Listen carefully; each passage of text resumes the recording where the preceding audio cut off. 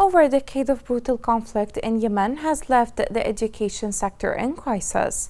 Nearly two-thirds of teachers in public health schools haven't been paid their salaries in over 7 years, putting the education of over 4 million children on the line. The Fong report has more details.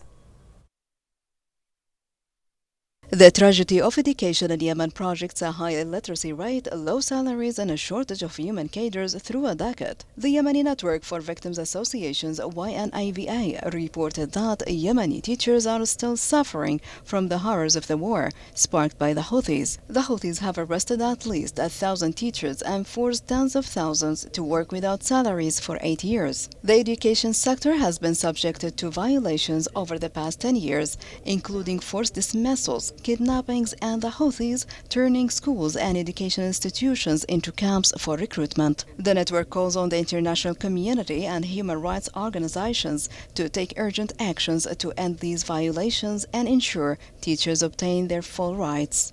They demand regular salaries, a safe working environment, and immediate release of teachers detained and kidnapped in Houthi prisons. According to sources, around 1,000 teachers have been kidnapped and forcibly detained, most of them by the Houthi militia. This has negatively impacted the educational process and led many teachers to seek alternative jobs.